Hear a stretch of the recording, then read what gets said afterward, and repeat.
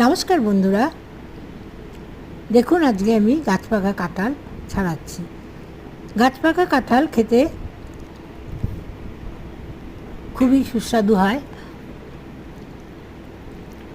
এই কাঁঠালটি ছোট সাইজের কাঁঠাল, ছোট ছোট রোয়া, কিন্তু খেতে অসম্ভব মিষ্টি। গাছ থেকে পেড়ে নিয়ে প্রথমে মাঝের অংশটা টেনে বের করেছি। এতটাই পাকা কাঁঠালটি যে টানলেই মাঝের অংশটা উঠে বেরিয়ে চলে এসছে। এখন এর মধ্যে থেকে রোয়াগুলো একে একে বের করে নিচ্ছি।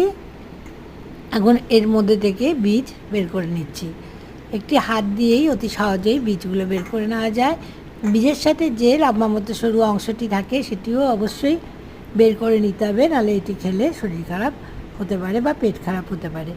দেখুন এইভাবে কাঁঠালের কোয়াগুলো পরিষ্কার করলাম।